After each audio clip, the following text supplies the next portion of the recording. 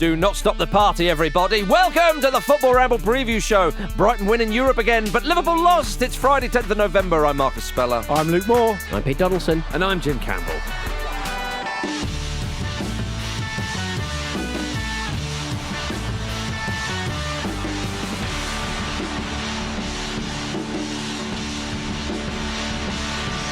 Welcome, everybody. It's Friday. Harumph! It's a positive harumph. You don't Harumph is hear normally that. a bad thing. I know, but I'm changing Hi, it. harumphing on a Friday. Wow, this is going to be a big weekend. Marcus has reclaimed harumph. Damn right I Up am. is down, left is right. Oi. Yeah. Harumph is good. I didn't get a harumph out of that guy. Harumph. I said harumph. Right. Harumph. You just watch 3 yourself. harumphs Thank for you Marcus.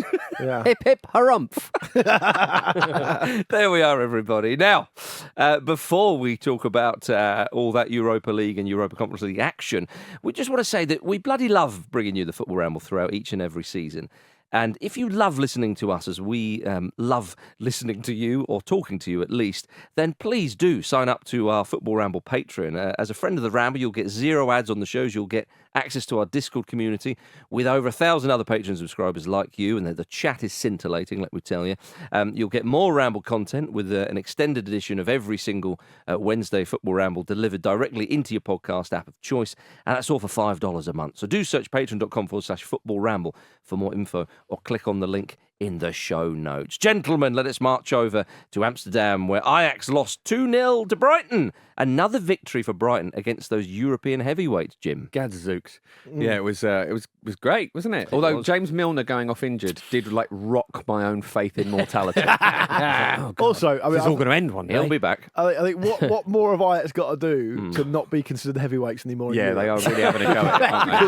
Because, They're doing Man United moves, aren't they? Yeah, I don't want to take anything away from Brighton, but I mean, there's a certain set of circumstances that need to happen over quite a long period of time for a club like Brighton to double in Europe over Ajax. Well, and it's happened, and good for them. But I loved Roberto De Zerbi, who was absolutely beaming after the match, as you could say. And That he was said, great, yeah. And he said, "This is one of the greatest results in this club's 122-year history." Oh, without a doubt. And if someone It's was the to, best one, probably. well, there you go. But if someone was If you to don't say, concentrate on how Ajax are playing. yeah, well, at the this is moment. it. So if someone said, "Well, yeah, but Ajax, I mean, they're not that good." We do 122-year history, mate. This is the best one. It's no, And damn right. I think that's right, and I think someone said in the commentary team, didn't they, that 20 odd years ago, Brighton were playing in front of 1,900 people. They drew at home to Mansfield, and they were bottom of the Football League. There you go. And now look what's happening to them. And of course, I don't necessarily think actually that Ajax need to be really, really bad for Brighton to have been able to beat them, because Brighton are a good team, one of the best teams in the country, and they've finished in the upper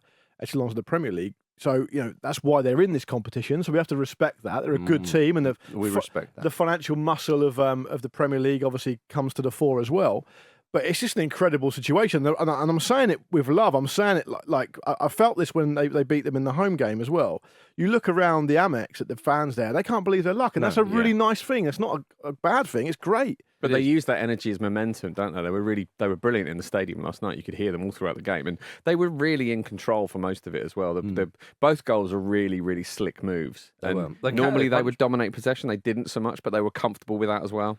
It was very good. I mean, to put it in context about how Ajax are doing at the moment, that was only Brighton's second clean sheet in all competitions this season. The first one being the home game against Ajax. Yeah. And they've had to turn this group around as well, though. They have, They Jim. didn't That's a start good well. point to make. Ansu Fati scored again. Lovely finish. A lovely finish. He's having a good time. He's scored a few goals now at Brighton, and he's playing with a smile on his face, which Roberto De Zerbi said he wanted him to when he went there. But De Zerbi did say, despite Fati's man of the match performance, he said he can't just score and assist and then that's enough. He's got to want more. And I suppose, Jim... Well, he needs to start games then, doesn't he? Well... He hasn't started in the Premier League yet. Yeah. Give him a chance. But do you not think, Jim, that is... If all things were well with Ansu Fati, he wouldn't be at Brighton. He'd still be at Barcelona. Oh, absolutely, yeah. So it feeds into that. It's not been a sort of linear progression for Ansu Fati, hasn't it? He was obviously still really, really young, but I suppose part of De Zerbi's work here is to challenge him as much as possible, because he looked like he could be an absolute world beater when he started, and there's everything to suggest if he can put fitness issues behind him that might still be the case. So, I mean, he's probably got a bespoke plan for motivating him, isn't he? That we're seeing here. Yeah, are Arsenal going to try and pinch him when he's done with Brighton? They were linked with him actually. Oh, De Zerbi, do you mean? No, well, both. Why not? Let's little chuck it package, in there. another little Christmas package. I think Arteta's safe for now. Yeah, I think he probably is. Yeah, they were linked with Fatty in the summer, but I think it might have been a little bit spurious. I don't think it's a position that they'll be looking for. Well, we know he can play in the Premier League. We'll take it from here, everybody. Can I spare a word for someone who has to be considered one of the greatest Brighton players of all time, and that's Pascal Gross. Gross. You love Pascal Gross. He's great. Last night, halfway through the second half, whatever it was, we need someone to play left back. I'll do it. Yep. No problem. 32. I'll do anything. Yeah. I normally play on the right, but I'll play left back. Fine. A glorious see out the clean sheet. Yeah, he's been wonderful. Milner being in the side, though, you are a bit like, I'm not the oldest. No, it's true. And I'm not the most versatile. Milner had gone off, though, so maybe that's it. Maybe that's how it works. Oldest has to be the big brother. The granddaddy of the club. Fill in, Milner's the end-of-level boss, versatile old man, isn't it? Right, yeah. He's the ultimate. Pascal Gross has got a few years to go yet, but I just think he's amazing. I just think he's a brilliant player. He is very much so. Going around the English sides last night before we get to Liverpool, we should mention West Ham getting a good win at home against Olympiacos, and that goal from Lucas Paquetá. It was the assist, Pete Donaldson, from James Ward-Prowse that we bloody love. Yeah, I mean, it was a really professional performance from West Ham in its entirety, I think. Olympiacos could have... West Ham are quite leaky, aren't they, at the back? That's where they've kind of... been in the Premier League recently, that's where their problems lie in the Premier League. But they sort of Bodod their time. Bodog their time, and Joe Biden their time, and I think they're quite wasteful in Olympiacos. So West Ham, great win. It was a lovely goal. I was glad he was onside for that. He also there was a check, wasn't there? And he went down once it was given. He went down the other end to give it some shit to the Olympiacos fans, because the first leg was quite tasty in that. And in the pre-game build-up to this, there was yet another reference to Keystone Cops. This was a reference to David Moyes referencing it. So it's a reference to a reference to a reference. Ooh. And when this was put to Joe Carl, he said, Moyes, he's got loads of 80s references. It's like no one knows what this reference is.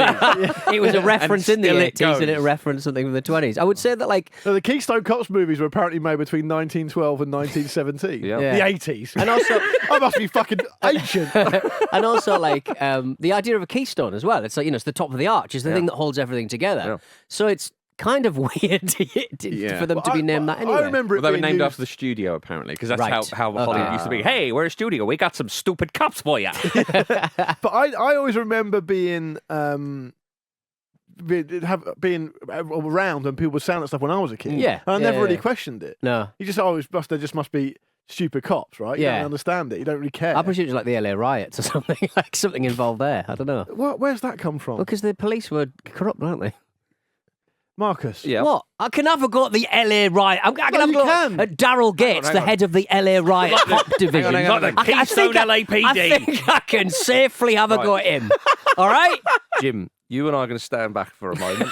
Luke's defending the LA I wasn't Pete's having a go at the coppers. I was just confused as the reference. I wasn't defending the actions. Right, okay. I was just confused. You're stood on top of your bodega with a gun, right? Firing at will. Bodegas are actually in New York, so you've embarrassed yourself. All right. There. Yeah. Is it fair to say Pete is the Keystone Cops of this show? I think we all enjoyed that interaction, everybody, and we're all wiser for it. West Ham are top of their group, though, more importantly. And in the Europa Conference League, we should give a little mention to those villains, of course, Aston Villa, who moved up to second in their group with a nice win. It's all coming up, the English clubs in Europe. Well, I think, you've realistically got to suggest that Aston Villa should be targeting to win this. Yeah, yes. Especially with their manager.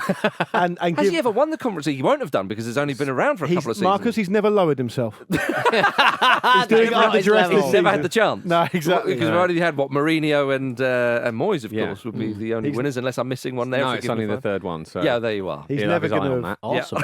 He's never going to have... He's still doing this good evening, which I like as well. Did that before the game on pitch side. Although if he does win that one, then it does put a bit of pressure on him to win the Champions League to get the full set. You see. Not a Villa. I think that's too far. Well, stop they win this year. year. Of Aston Villa and Birmingham in general. Great club. But Marcus, the plan will be to win the Conference League this year, to qualify for the Europa League, win the Europa League, there you go. Qualify for the Champions League, and have a crack at that one. Clear progression. Oh, that'll definitely happen. It's obvious. Yeah. It is obvious. It's easy. Give it to him now. Yeah. Give it to him now. Forgive me for not seeing that. But the reason I'm saying that is because they have found it a little bit trickier than they thought they would, I expect. Yeah. And then you look at the size of the budgets of the Premier League clubs compared to some of these European teams. And really, I mean, that's why, as I think you guys mentioned on Ramble Reacts after the United game, the very idea that, like, Alejandro Garnacho's, like, shushing Copenhagen fans, it's just embarrassing. Like, if I was his manager, and I understand Erik ten Hag might not be in control of a lot at the moment, but if I was that much in control I could do this, I would say to him, what are you fucking doing? I'd kick him out of the WhatsApp group. Shut the fuck up. But you said Aston Villa are finding it a bit tricky. They've won 3 out of 4. I wasn't talking necessarily about last night. I was talking about they were beaten by Legia Warsaw, weren't they? They were. But they've bounced back. In a ding-dong. It was a ding-dong They affair. have bounced back. Yeah. Are Liverpool going to bounce back in the Europa League? They were beaten 3-2 by Toulouse. Toulouse or not Toulouse, Jim? That's the question. The Klopper was yes. The answer was yes. The Klopper was fuming. Yeah. He's absolutely fuming. Keystone Clippity Klopp. It was Keystone Klopp. There's a show there title. we go. Thing. Yeah. Great. In there.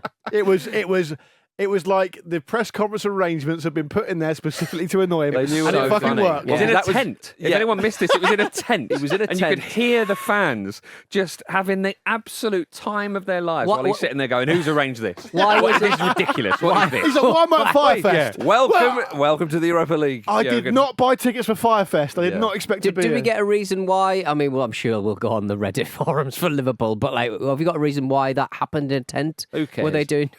I just think that they're playing Lask next in the Europa League. Yeah. You just sort of think they have the chance to do some really fun stuff. Who took us to a strudel factory to do this? An alpine horn testing facility? Yes. And I'm trying to do my post-match. It's interesting that the president of Toulouse is Damien Comoli as well. Right. He was at Liverpool Oh, for a yes. while. Yes, good knowledge. Quite interesting. I do like that Toulouse Stadium. I always enjoyed Yeah. seeing it rise in the 98 World Great Cup. kit as well. Yeah. And that they've got a purple kind of Purple thing and going white. on. Yeah. Lots of like. Proper club. Maybe the setup there is because they're got slightly smaller facilities than what you'd expect, and so they have to do a kind of makeshift in because they're in Europe. I don't know this. I mean, we need Andy to tell us. But anyway, Give them the benefit of the banter. the upshot is that, like, I understand it's annoying, particularly the way they were beaten because Jota scored late on, and then there was another goal from a young player who would have scored his first goal for Liverpool. And it's disallowed for fairly, given the laws now. Hang on. So I'm going to have to stop you there. Okay, right. Because the IFAB laws state that an accidental handball that leads to a teammate scoring a goal or having a goal-scoring opportunity will no longer be considered an offence. Do you think McAllister meant to handle that? Absolutely not. Right. So really, the goal should have stood. Well, can I have a good answer to the question? Go on. If you're playing at that level and you can't control the ball properly, But that's not. It's different though, isn't it? then if it's accidental, it shouldn't have been accidental. So Mike- that leads me to Mike- believe the it's accident deliberate. Mike was Dean, is that ball. you?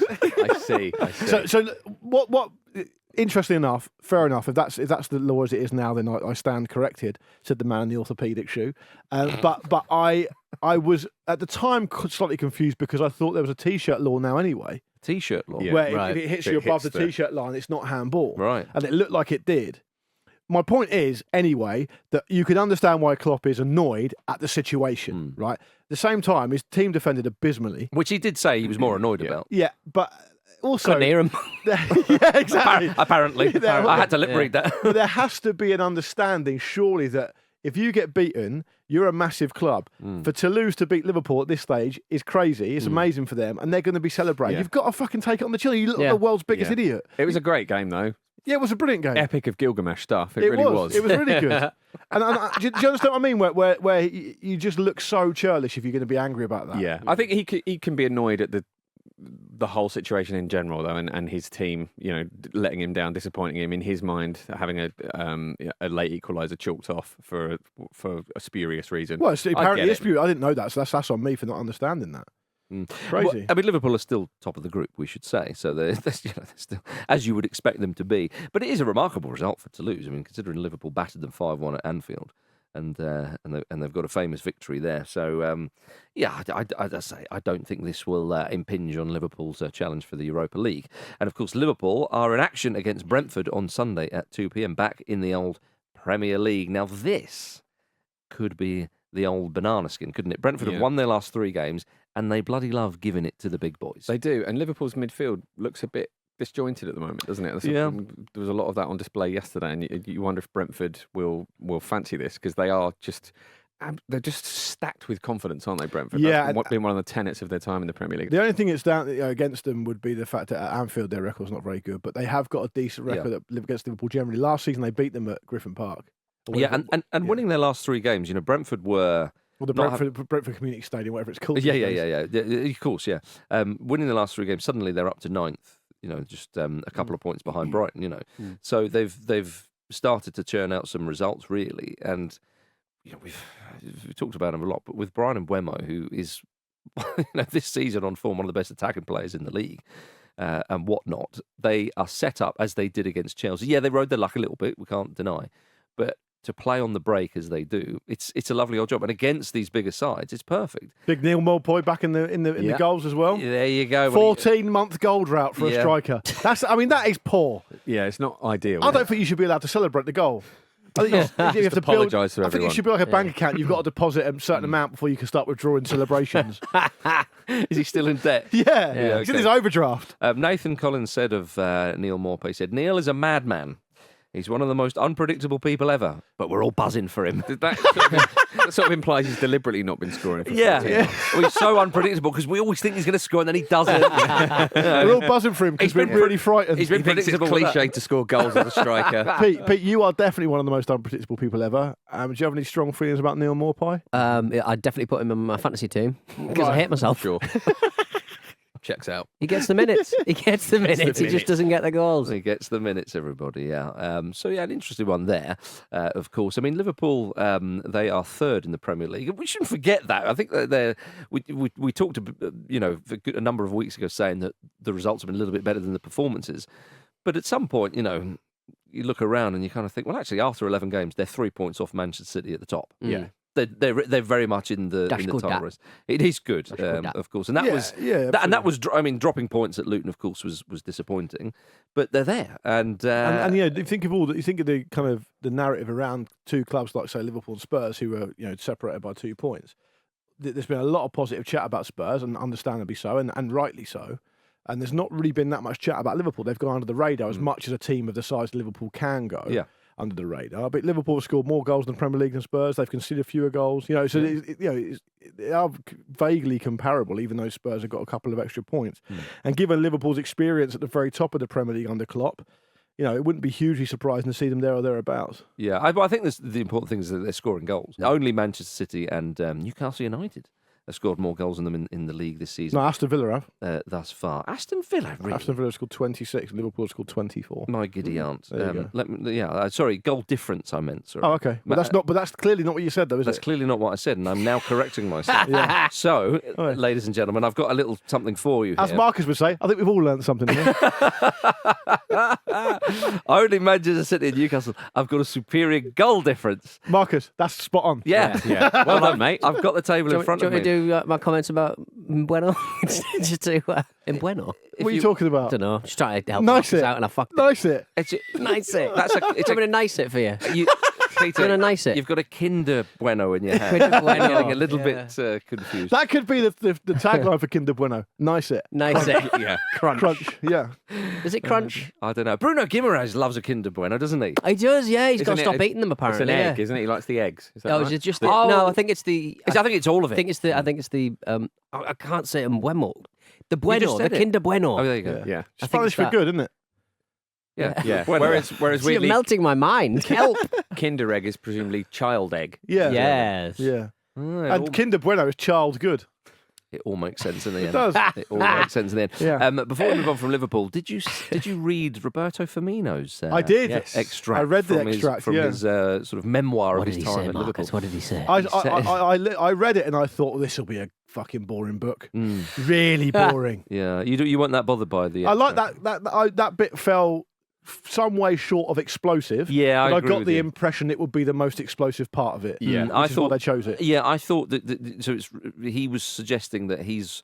Well, obviously on the pitch he played in between Mane and Salah, one of the finest forward lines we've ever seen, quite frankly. And he was suggesting that I had to pull them apart sometimes because they didn't really get on. And I was thinking, oh my goodness, but they were going to come to blows and all this. But it really focused on that game away to Burnley when they won 3-0, and Mane was really pissed off with Salah Didn't pass to him for not passing and so on. And he said, oh yeah, they. And I think at one point he said, they didn't really talk to each other, but then they would always talk to each other. And I thought, The Like gist Col- is obviously nice man is nice. Isn't it? And I think it was always kind of fairly well known that Firmino was the kind of glue that, Yeah. the happy-go-lucky kind of glue, right? It wasn't, and crucially was a far more balanced person, but also wasn't that bothered about personal goal scoring record, which is quite rare for a guy who's playing through the middle and wearing number 9. Always an out striker. Well, that's He's going to be often wise, isn't an it? attacking midfielder and stuff. Yeah. Yeah, but it is interesting the sense that Salah and Mane weren't really friends. He doesn't imply that they didn't get on, but there was a sense they didn't really spend time together or hang out. You would think that being in a front three like that, challenging for absolutely everything as they did, would be one of sort of the ultimate bonding experiences. So it's really interesting to me that they just kind of were a bit distant like that. I'll bond with you, Jim. Yeah, if you want. Yeah, Go on, later. then. Well, All not right, now. cool. Later on. Yeah, I'll bond with you. you like Firmino's Go and teeth. make a bit Bonded or with something. the original teeth. Sorry, Jim. Pete's doing something about Firmino's teeth. That's it. Done it. No buenos. Done it now. No buenos. No buenos for Firmino. No. They rot him out. Okay. Is it time for a break, Peter? No, Marcus, it's not, because I have a message from Lost Vagabonds on Instagram. Peruvian Liga 1 correspondent here checking in with some top shithousery from a whole football club to another. In tonight's classical final of the league, a weird South American two-legged cup final, league match final, all rolled into one. Universitario versus Alianza Lima, the Peruvian Clásico, finished with La U, as they are known, winning away at Alianza. After the last 5 minutes, full of flares and players falling over themselves in the dying seconds, the match was won. So what did Alianza do? They switched off all of the lights. 30,000 people in the stadium couldn't celebrate or be seen celebrating on television. It's a massive health and safety issue. I don't Wonderfully petty. want to sound like the most British bloke in the world, but that is a very, very dangerous thing to do. It is massively, and like, I mean, I think other people in other countries are concerned with health and safety. No, but it's kind of a British thing to say, though, isn't it? Like, do you know there's actually some rules here? Yeah. Very much so. Yeah, it's very much against the spirit of the game. But I would say they if a club fine comes in from their governing body, they'll just turn the fax machine off. Fax machine off. Didn't hear it. I could see Mourinho doing that. At Rome, but just having a spotlight on him and just doing that. Sprinklers on. Yeah. Like people are calling it shit housing. This is bigger than shit housing. This is shit palacing. This is Dion Dublin showing you around a 5-bedroom shit house with a pool. Stairs upstairs to the bedrooms. Yeah, permission to extend. Yeah. Lovely. Shit homes under the hammer. Yeah. Time for a break. Chaps. Welcome back to the Football Ramble, everybody. John McGinn there with his favourite food. Yeah. Chaps. The big one on Sunday at 4:30 is Chelsea versus Manchester City. How about that? Now, before we get to the game, Gareth Southgate announced his England squad yesterday. Yeah, get him out the way.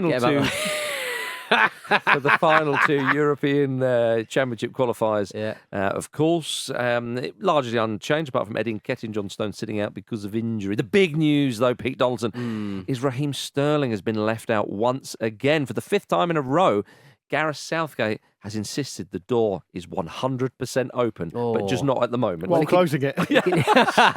Click. It's closed for a few weeks, isn't it, I guess? Yeah, well, of course, this is He does it like he would skitter in rather than walk in, wouldn't he? a lot of skittering. Yeah. I think this would be the penultimate England squad, of course, before the Euros. In March, there's friendlies against Brazil and I forget who the other, Belgium, I think. So, yes, it's interesting. I mean, I'm so glad they didn't take Gordon. It's like, please don't take Gordon. Gordon.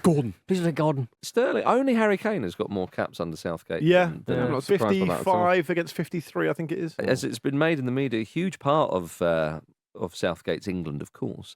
And yet, since that time where he decided that he wasn't fit enough, or he wanted to work on his fitness or something like that last June, and he decided not to join up, Southgate's not picked him again. Yeah, I think perfect balance is sort of impossible in international football, isn't it? In terms of picking your squads and keeping everybody ready for the challenges that come ahead. And I think if there's anyone you can leave out and know that they can just pick up where they left off based on their experience and their previous contributions and age profile and whatnot, it is Raheem Sterling. And I think you pick him as well because he can play in a various number of positions across. He can play the right or the left. He's done that for Chelsea this year. He's played for the middle as well a bit, I think. So you would pick him? I think I probably would. He'll at this be in point. the squad. Can I also say there's been a Maddison's pulled out. Yeah, a little bit of news this morning. James Maddison's pulled out due to injury. I think he's been carrying a little injury for a while. Reece James has decided not to go to work on his fitness, and Southgate said, "Look, I understand that," but he said, "But he's also got to realise there's only one more squad after this, and there's fierce competition, particularly in that area." Now, Harry Southgate, Maguire could play there. he could.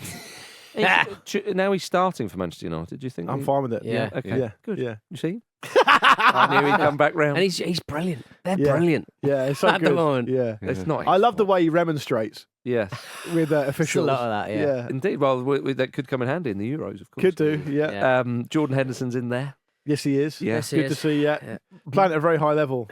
Yeah. You've enjoyed his performances for his club recently, Marcus, presumably, have you? Yeah, I think speaking on the 698 of us that saw the game. I got so excited as I closed down my running order. The thing is, just briefly on Sterling, when it was put to Southgate, and he said, "Well, who do you drop?" Which is a fair question, but if you look in those positions, I mean, Saka is now starting where Sterling used to, and on the other side, he quite likes Foden, which is fair enough. I mean, there is a spot for Jared Bowen in there. I think if you're Sterling, you're thinking, well, surely I've done a bit more than him. But I think it's harsh to maybe pick on Bowen because, as you said, we know what Sterling can contribute at England. But it will be interesting to see if he can get back into that squad come March. What do you make of that FA review of Sterling for throwing something back into the crowd allegedly against Spurs? Yes. Didn't Carragher get like a police caution for that back in the day? That rings a vague bell. Well, that was it at He Arsenal. was spitting. No, spitting. someone threw a coin at him and he picked it up and he threw it No, back. he He spitting caught mad it in 'cause he his got in mouth trouble. and he spat it right back Right. at the speed of a Like bullet. Kirby. Bruce Lee-esque, isn't it? Nice. Mm. The issue with You see many Bruce Lee films, Marcus? he doesn't do a lot of spitting, Bruce See Lee. much kung fu?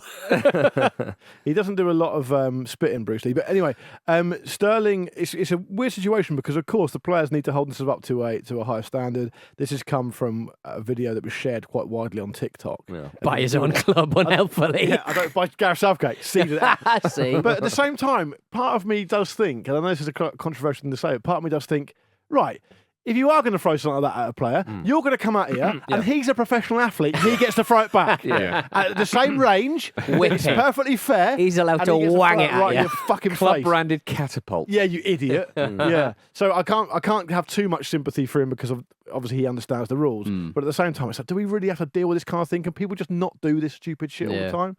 So anyway, Those gold bars they were throwing midweek. oh, apparently they weren't actually They goals. weren't actually gold bars. No, no. sadly, no. Yeah, 'cause the groundsman would be like, I'll deal I'll with this. He's got his fork out digging holes, burying them. Yes, come back later for this lot. Yeah. Chelsea, of course, beat Tottenham Hotspur in that incredible game last Monday. It's one of the best games I've ever seen. It was incredible. It was a lot of fun, wasn't it? Yeah. I like the high line that Spurs played. You were a little bit, I thought, unfair. No, on- I didn't like it. Yeah. I said it was suicidal. I didn't think it was suicide. They lost 4-1 at home. Yeah, but the two goals were very late on, and they Yeah. had chances to equalise. Yeah. That's the point. If you're going to say the goals were late on, Yes. then you need to acknowledge the sheer amount of fuckery that Chelsea performed before that. Yeah, but they know that, so they had it go. And if Any- Son has a chance, and was it? I forget who nearly got the header. And when we Eric said- Dyer had a Ah, Eric Dyer's very narrow one Yeah. as well. And when we say it was a late goals, they were late goals. Yeah, exactly. To the point of, I don't think they should have stood. No. So congratulations to Spurs on their draw against Chelsea. It's on a Yeah. Monday. brilliant point. And that high line did it. And of course, that's just Ange for you. Because we love everything We he love does. everything Yeah. he does. Oh, yeah. Yes. He can't do any wrong. Jim, do you want to come in on that? Everything No, I've got my to thoughts on me. Bit of Michelle Branch Bit of there. Michelle Branch. Wrong lyrics, but we understand where you're going with it. Yeah, Isn't it? good- Everything to me. You're everywhere to me. The Oh, song's sh- called I always Everywhere. do that. I don't Yeah. know any of this. Yeah. Nicholas Any Jackson. of this, I'm going to move on. Nicholas Jackson scored a hat-trick, Peter. Yes. Yeah. Good for him, wasn't it? Yeah. Yes, it was. Right, okay, yeah, we like that. Christian and Cuckoo finally rejoined training this week after Ed Sheeran injured him in the Yeah, summer. imagine of losing a course. fight to Ed Sheeran. Well, Not acceptable, is it? Indirect. He looks like. Directly, I mean, he looks like a Chelsea loanee from like Sweden. Yeah, he Yeah, does. he A couple of matches in the Carling Cup, then you're off to the Jupiler. Jupiler. Jupiler. yeah, maybe. I'm pleased for Nkuku because he's obviously a good player and we want to see him play. Yeah, And I mean, he's a really, really good player. Yeah. He's going to be a difference maker for Chelsea when he's fit. You would think he's so. the forgotten man a little bit, but that's a huge, huge advantage. It is, yes. I think it's a big test for Man City as well on Sunday. It's a Sunday afternoon curtain closer, if that's a phrase. I didn't think so. And it's a big test for both these teams. With Chelsea have been resurgent. Man City have shown themselves to be a bit vulnerable here or there. So it'll be a really good litmus test for both of them, I think. Yeah. What did you think of the news that Manchester City are possibly prepared to sell Kevin De Bruyne? Where's this come from, though? Yeah. Because I read earlier this week that Big Ange has been linked with Man United. So you can read anything. Yeah. Well, there's interest from Saudi Arabia. I mean, do you not think for like such a? I mean, he's a miserable man. It would be a great move for him, miserable wise. Like also- really into his Garfield without lasagna kind of vibes. Like in a big high rise, just looking out, going, "I'm so miserable." Yeah. Did you see that when Kevin De Bruyne was linked with moving away from Man City, Yeah. someone obviously rang up Gabby Agbonlahor for a quote, and this wasn't even Gabby Agbonlahor on his It wasn't even on Talk terrible Sport. radio Right. show. Someone called him up, and he just this is basically what he said. He's irreplaceable, but what you should do is just go out and get the next best player. Yeah. Thanks, Yeah. Gabby. That's what I need. He identified that as Jamal Musiala. Yeah. And Jamal Musiala is a great player. Yeah. It's a shout, though, isn't it? Big shout. It's a huge shit. Never go to Gabby for anything. Or Really? Nah. Not even or on Cameo to go give to me him a for little... everything. Yeah, one or the Because other. this happens. I enjoyed the cameo that Peter arranged for you. Yeah. Well then, get off his back. Well then. Crying out ruddy loud. John Stone's still injured. Mm. Not Yeah. good news. How did Pep Not good Guardiola news. describe it? He said it's deep bad news. This is deep bad news. Yeah. It's like a dubbed film, isn't it? It's not his first Oh, language. no, Come on. I dropped my gun. I got a bigger gun. I'm the baddie. Pep Guardiola. This is Keystone Cops again, isn't it? I mean, Man City will be favourites for this game against Chelsea, going back to that. Yeah. Again, the Spurs game was such an odd one. But they did win 4-1, and it is a confidence boost to Jackson. We're still not sure. Some of the Chelsea performances, as we've mentioned, and other people have done, that the performance has been a bit better than the results. But some of the performances have not been good. You know, they are 10th. The league table does not lie, Jim. They've been very inconsistent, haven't they, in terms of when they get a result that you think, okay, all right, the fun's over now. They're going to start, it's going to start being more like the Chelsea we know.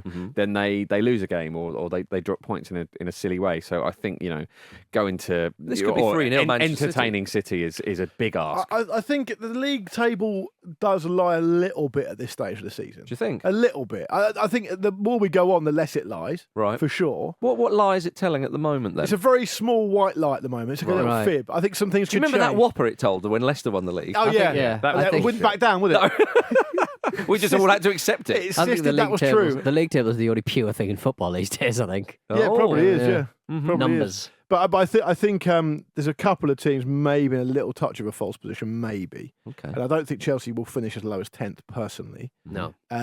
But having said all that, I broadly agree with everything else that you just said. Okay. As I said at the start of this, it's a kind of interesting arrangement, this Sunday game, because it is at Stamford Bridge. I don't actually think Chelsea were that good against Spurs, but they didn't need to be. That's what I mean, yeah. Yeah, and so they fair enough, they end up winning 4-1. And I'll go back to what I said earlier. You can talk about the late goals, but Chelsea had so many chances.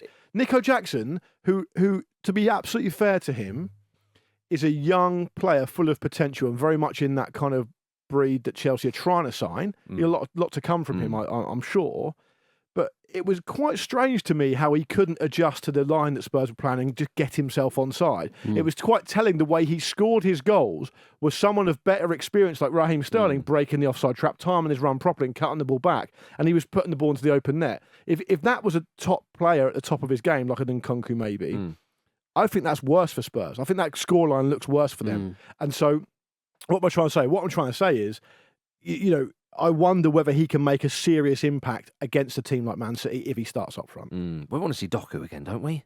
Oh, I love Doku. Yeah. I love Doku. Loads of fun. Yeah. All the fun. On Saturday at 12:30, which gets us underway tomorrow, Wolves versus Spurs, the Premier League's key match incident panel, by the way. K-MIP. Has been very busy. K-M-I-P. Yeah. The Well, K-MIP posse. They've been very busy, presumably trying to appease Gary O'Neill. K-MIP, Norfolk's best Norfolk's best music mix. Now, they ruled that both penalties given against Wolves in the Newcastle and Sheffield United games shouldn't have stood. Yes, I think it's good, isn't it? If you're a Spurs player in this game, just do forward rolls in that Wolves box. sooner or later, one of them's getting given. And do what you want in your own box. Yeah. Presumably, as we've seen. They did dismiss K-MIP. They did dismiss Mikel Arteta's complaints and said the decision to give Anthony Gordon his goal against Arsenal was correct. So again, that has affirmed or confirmed that Mikel Arteta's comments were embarrassing. I'm off for a cup of tea, Jim. You carry on. So I this did give me pause for thought, to be honest, because I read the sort of explanation of this, and there's a line that says, although Joe Linton does have his hands on Gabriel, that isn't enough to award a foul, as Gabriel had made an action to play the ball before any contact. And this made me think back to school, because I remember if you went to sit down, someone pulled your chair out from under you, and you fell over, the teacher would go, I'm sorry, you've made an action to sit down. So my hands are tied. I can't do anything. Yeah. So you made an action. Enjoy your broken spine. Yeah.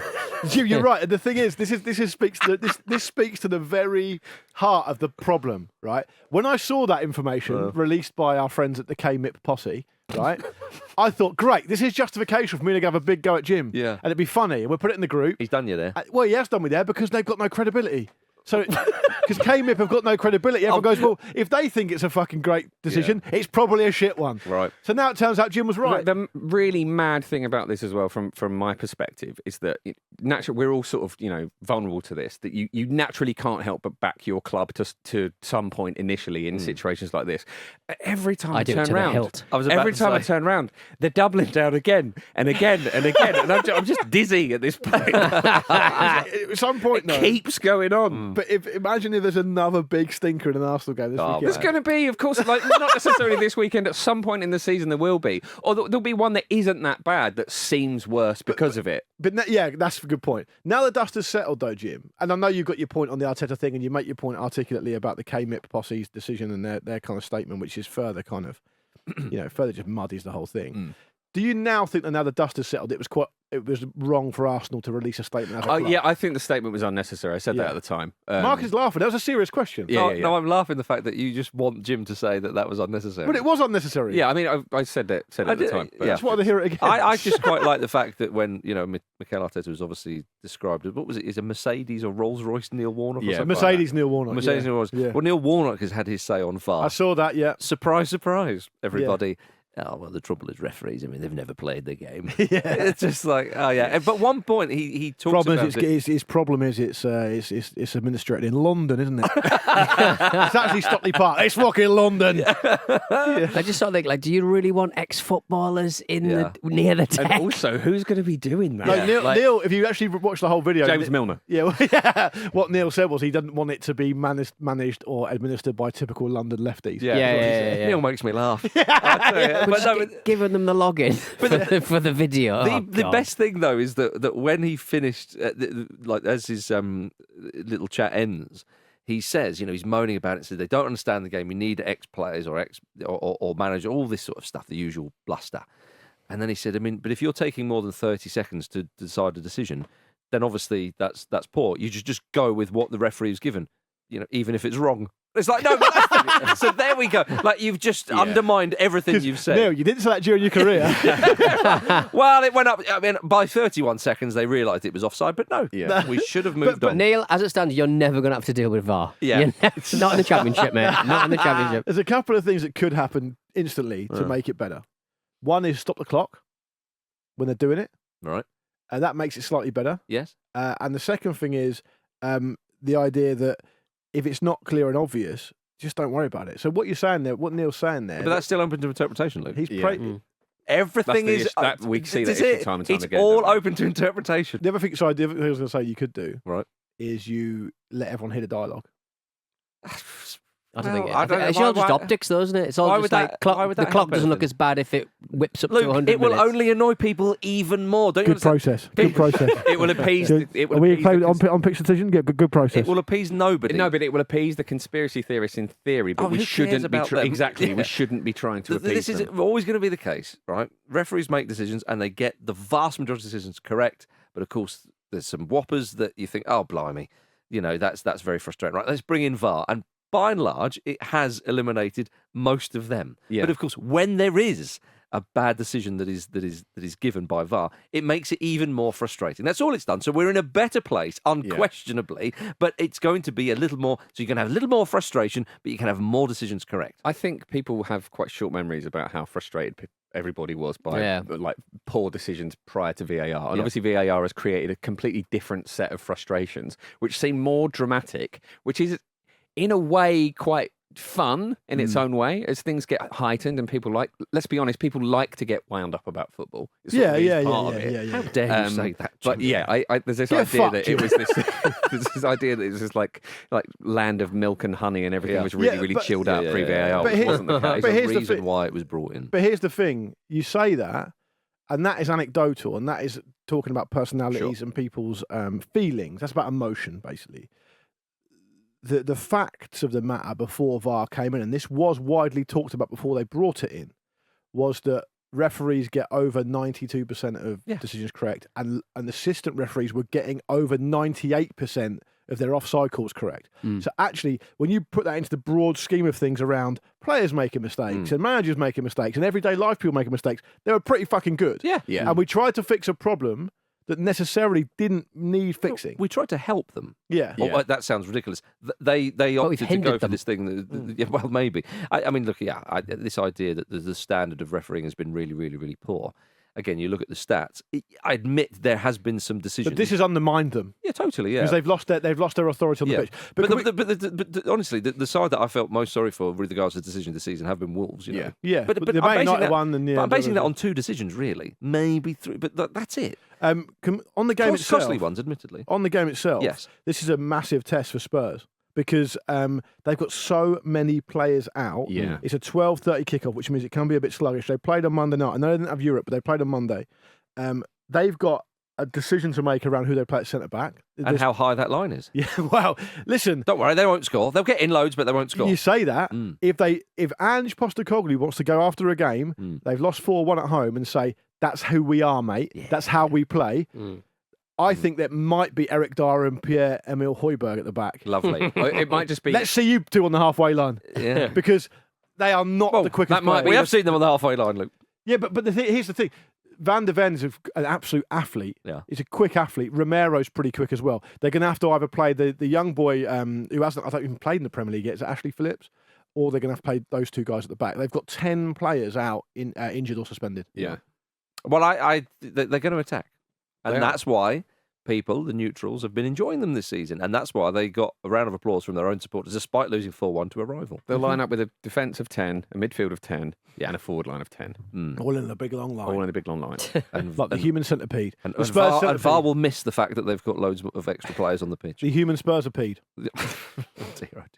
But should be a good game nonetheless. A little update on our Peter Reid and Dominic Cummings situation. Not our situation, I think it's the nation's situation. Yeah. On Monday, of it's course. For all of us, not just for us. Yeah, on Monday we all discovered that they had agreed to meet up for a drink.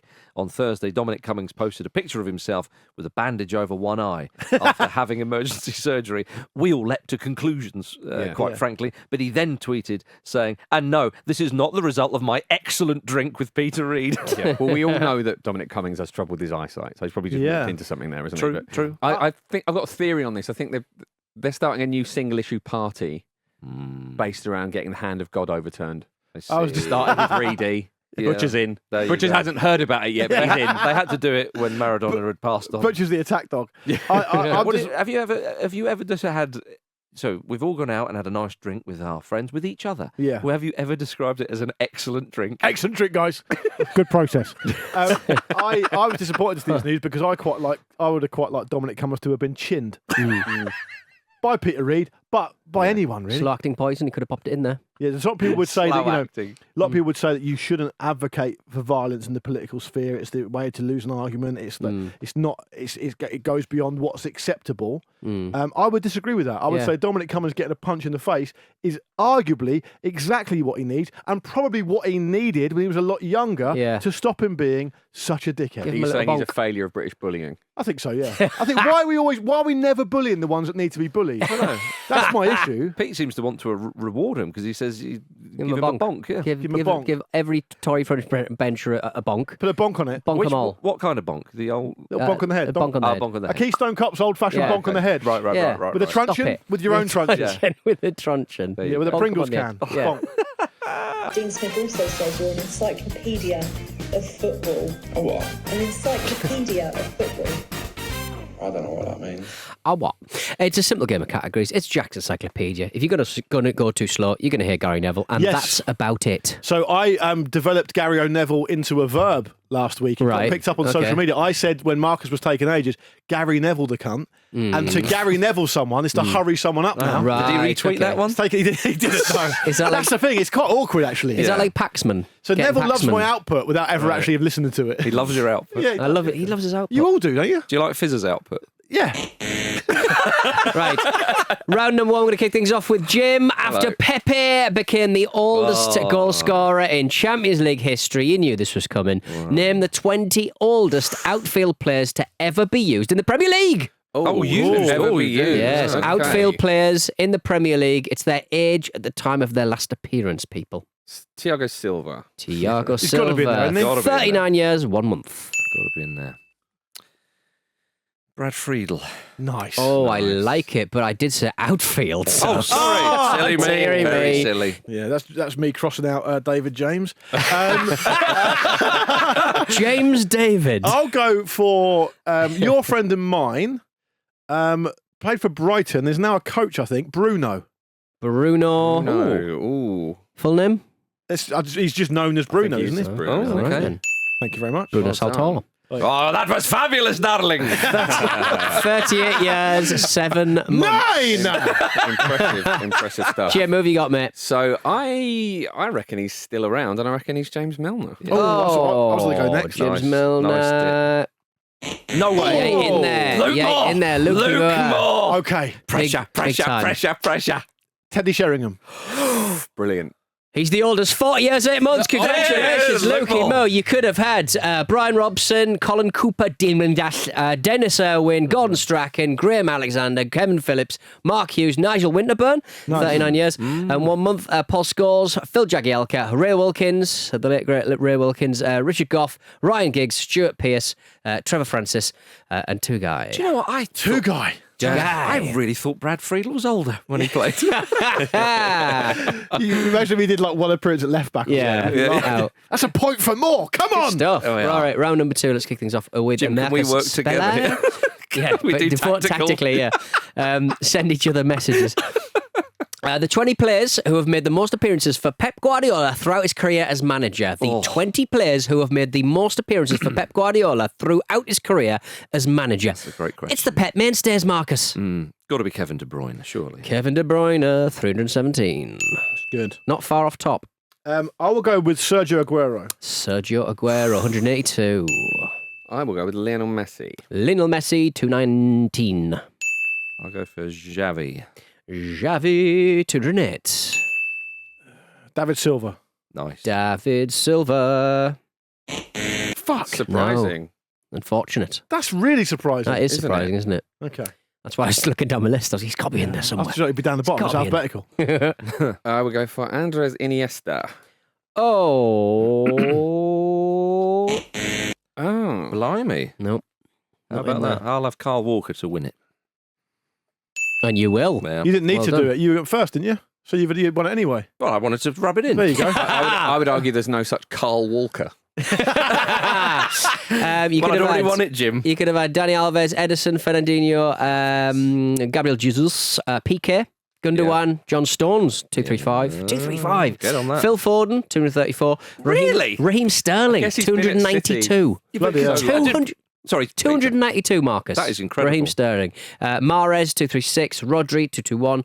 Sergio Busquets at 191. Keita at 188. Victor Valdez at 200. And Calvin Phillips. far and above the leader, Bernardo Silva at 318. Wow. How about that? Wow. Wowzers. All right, Lucky Mo. The 20 players who have made the most appearances for Jose Mourinho throughout his career as manager. Oh, wow. The 20 players who have made the most Fucking appearances for Jose Mourinho. He's moved around a little bit more, is that has. fair to say? And he's also, kept loyalty with slightly more underwhelming footballers, one might argue. Okay, I'll go for John Terry. John Terry, JT, 266. Jim? I'll go for Frank Lampard. Thought you might. That was the only time I had. 215. Surely Petr Cech. Oh, Peter good. Check. Very good. 195. Your friend and mine, the great Ashley Cole. Yeah, that was the other one I had. Oh, for fuck's sake! I had a chance to win. Yeah. Sorry, Lucky Moore. I will go for, given that he played for two different clubs that Mourinho was at, I think Nemanja Matic. 209 matches. Well played. Well Yeah, done. that's brilliant. Well played. I completely forgot about him managing Man United. I'll have Julio Cesar. Oh, very good. But it's not the Oh. one. Not in there. He's not in there. So that's a point to Jim, That's right? a point to Jim. So Well it's a done, tie Timothy. break. Here we Tie go. break. To It's a the three-way tie break. That was But a tricky one, before that we Mourinho leave, one. I'll let you know the. So you could have had Angel Di Maria, Chris Smalling, Makaleli, Ronaldo, That's Drogba, Hazard, Casillas, Benzema, Ozil, Essien, Ferreira, Pepe, 125, Sami Khedira, and Sergio Ramos, and Xabi Alonso, and 293, the leader, Carvalho. Oh, Ricardo Carvalho. He was at Real Madrid longer than we all Yeah. remembered. for fuck's sake. All right, the tiebreaker. Here we go. Three-way This is what the tiebreak. people want. This is Heads what the on. people want. Heads on. Who goes first? Jim goes first. Top 20 club stadiums by all seated capacity in the United Kingdom. Oof. Top 20 club stadiums by all seated capacity in the United Kingdom. This is according to Wikipedia. And the stadium has to be the regular home of a club in the UK. So Wembley doesn't count as one. Okay. All right. Yeah. Old Top Trafford. 20 club Glad we got stadiums by all seated capacity in the United Kingdom. Jim. I said Old Trafford. Oh, sorry. Sorry, darling, I missed that. Okay, Old Trafford. Yes, No need to be 74,000. Tottenham Hotspur Stadium. 62. St James's Park. St. James's Park is in there, 52. Ibrox. Ibrox is in there, 50. Oh, well, Celtic Park. Then. Yeah, you And bastard. a bet, 60.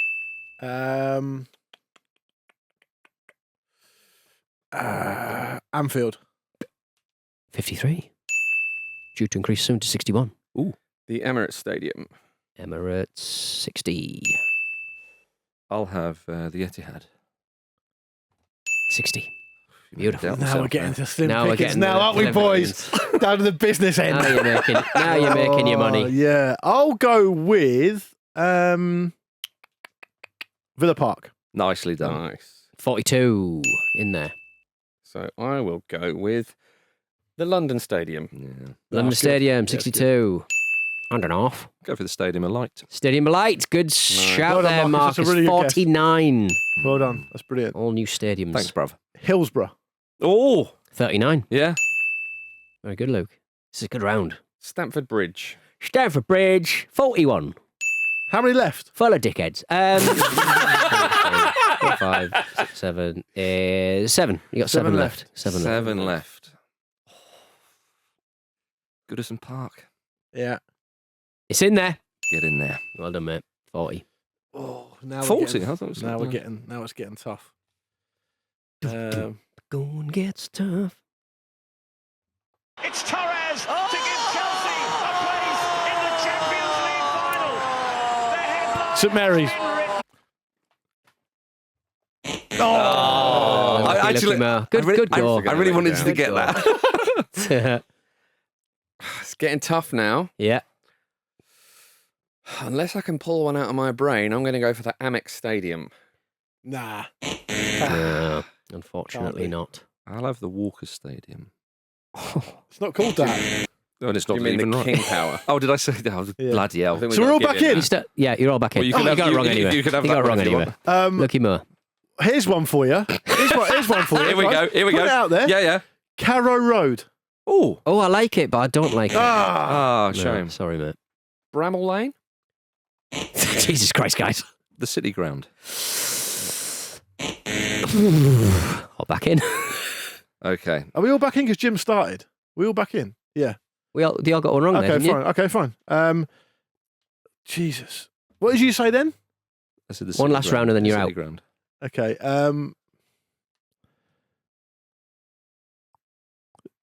It's Torres to give Chelsea a place. Molyneux.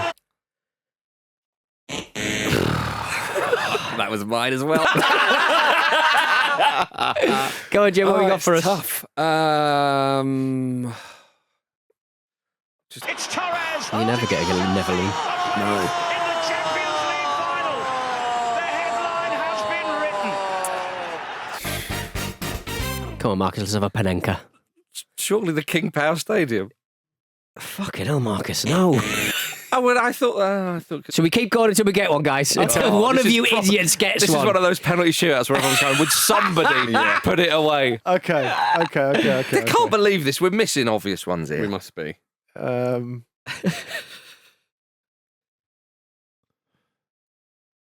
It's Torres. I'm giving you a lot of time because you need it. A place in the Champions League Portman Road.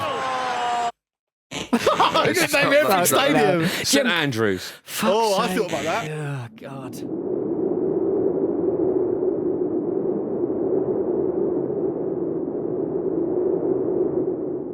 There's points where I can't remember the name of the club stadium. Yeah. Selhurst Park. It's not right.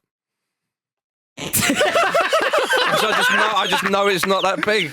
I'm just the amount of ground. This is just saying to name a stadium. Yeah, main road. It's back on me, right? Back on you. I don't want it on me. I can't believe it. There were people going mental listening to this guy. I can't believe you've not thought of this one. Okay.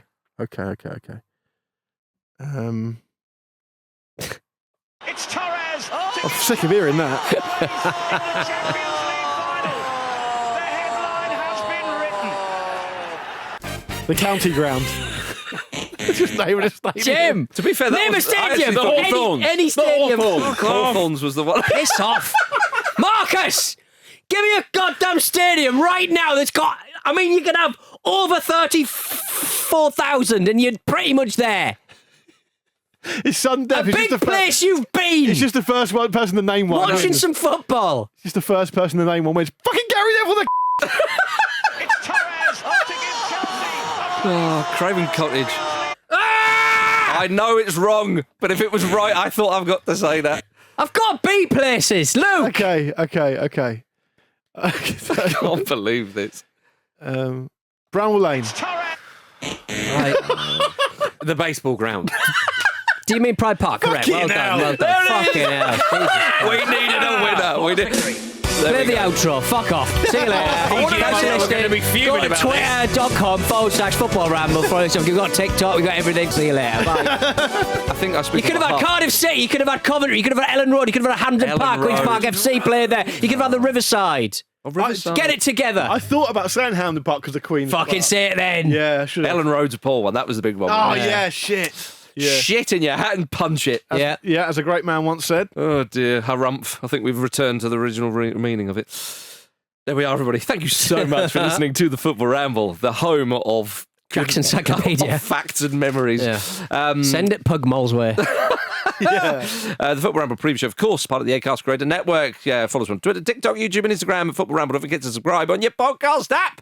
Get your pit bull on. The keys are in the lock. Get out there and visit one of our fine stadiums in the land. There's loads to choose from, Go apparently. to a bigger one because you get more chance of getting in. Exactly. Thank you, Luke Moore. Thanks. Thank you, Pete Donaldson. Thank you, Jim Campbell. Thank you. And thank you, everybody.